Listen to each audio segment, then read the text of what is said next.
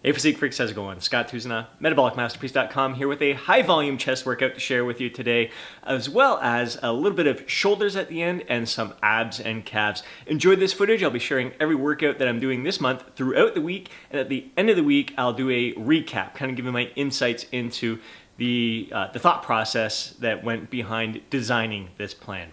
Let's get to this chest workout. Enjoy the footage. And you're going to kick things off with the cable fly, aiming for 12 to 15 reps. You'll be performing 3 sets here and resting for about 90 seconds between sets. It's just a great way to enhance your mind-muscle connection with the pecs at the beginning of the workout, getting some great blood pump into those muscles and nice and easy on the joints. So really want you to focus on squeezing your upper arms against the chest here as you're coming forward. So it's not so much about bringing the hands together as it is about squeezing the upper arm against the pecs, really maximizing that contraction, getting a good little squeeze at the end.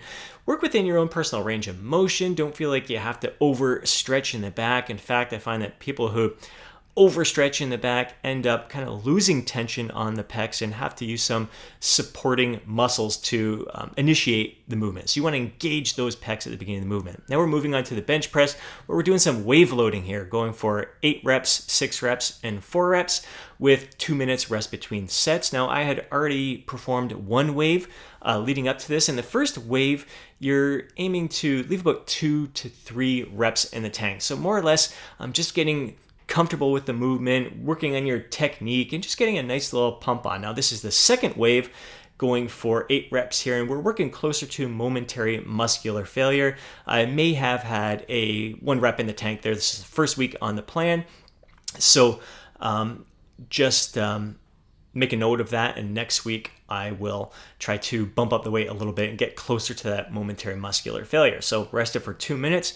Now moving on to 6 repetitions, and once again working through that full range of motion. And even though you're not that upper arm isn't squeezing up against the chest like it is with the fly, I'm still focused on that action, that movement. That's where my mind is during this, during the bench press, is really focused on squeezing the upper arm against the chest, even though it's not coming across my body or anything like that with the fly. So here we're going for 4 repetitions, and this was definitely close to my momentary muscular failure. I don't think I had another good quality rep left in me there. So 2 waves, 8, 6, 4, 2 minutes rest between sets there. So that's like a total of 6 sets on the flat bench press. Now we're moving on to the incline bench press, where we're aiming for 8 to 10 reps. And we'll be performing 3 sets here as well, resting 2 minutes between sets. I like to bring the bar right around my collarbone when I'm performing the incline bench press. I just really feel that stretch, the upper chest in the bottom portion of the movement. Again, nice controlled tempo, working through my own personal range of motion there and working close to momentary muscular failure. So 8 to 10 reps there, 3 sets. Then we're moving on to dips, where we're focused on the pecs here. So not so much the triceps, trying to build our chest up with this movement. So elbows flared out, using the wider grip. My feet are forward. I'm leaning forward. Almost kind of feels like a push-up. And here we're just going to stick with body weight, just trying to get a nice little pump on at the end here. Not trying to overdo it, not trying to push it to failure, close to failure, but leaving a good rep or 2 in the tank. And so I won't be adding any weight, just working with body weight here, going to close to failure, leaving a rep or 2 in the tank, and performing 3 sets of that. Then we're going to finish off the chest with some machine flies. We're going for 10 to 12 reps here and performing 3 sets. Once again, focus on squeezing that upper arm against the chest. I'm not thinking about bringing the hands together. I'm just thinking about driving that upper arm against the pecs. Maybe even a little bit thinking, squeezing those elbows together. Thinking more or less, focus on the upper aspect of my arms rather than my hands. Really getting a good squeeze at the end. A nice stretch, once again, setting it up where I'm not overstretching there, just keeping all the tension on the pecs. So this is my 3rd set here. So I've already done 2 sets, 10 to 12 reps. Now on this 3rd set, we are going to give it everything we got. We're just trying to completely burn out the chest, and we're going to perform an extended rest pause set at the end. So we're going for the 10 to 12 reps and resting for about 5 seconds. Try to go for no more than 5 seconds.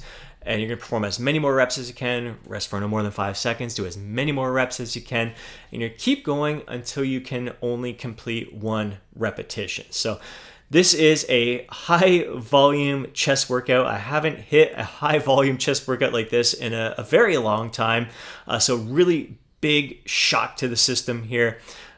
Maybe it's a bit of overkill, but you know what? Every once in a while, you definitely need a good shock like this. So I'm going to be anxious to see how my body responds to this, how I'm able to manage fatigue, the muscle damage and the fatigue. But I got to tell you, I mean, we felt great leading up to the end of this workout. We got to this point, we didn't feel spent. We felt like we had it in us. So we'll see what happens by the time we get to week 3 and week 4. At this point, it's getting tougher and tougher to focus on just bringing the upper arm, squeezing against the chest. Definitely start to feel like you're just bringing your hands together. So there it was, 1 rep, done. Going to move on to the shoulder portion of this workout. We're hitting shoulders every workout in this plan. And here we're doing a triple drop set. So selecting a weight that allows you to hit about 10 to 12 reps on this initial set. Here I'm thinking of reaching out for the walls. I'm not trying to get up crazy high here. I'm not thinking about raising that weight up. I'm just trying to drive those hands outwards. I find if I focus too much on the height there, getting it up high, I get too much involvement in the traps. Here, when I'm focused on just swinging those dumbbells out towards the walls, I feel all the tension on the lateral aspect of my delt. So dropping in about 5 pounds at a time here and just trying to do as many reps as I can. So I started with 25, 20, now I'm on to 15. And again, just constantly focus. Notice how I'm keeping the shoulders down. You don't see my trap shrugging up or anything like that. I'm just trying to keep all the focus on the lateral aspect of the delts. This is the last set here. Burning them out, I'm going to finish off with partial reps. Again, the whole point of this workout plan is it's effort, giving it everything you got. The only time you're not giving it everything you got is during that first wave of the bench press. Everything else you are giving her.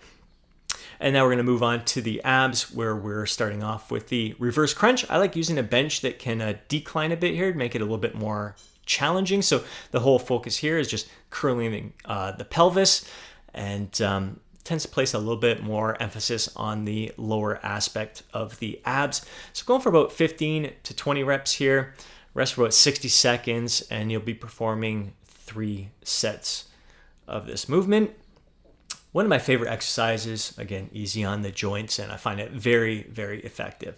Then we'll move on to the ab wheel, where you're going for 8 to 12 reps here. And once again, you'll be performing 3 sets and resting for about 60 seconds between sets.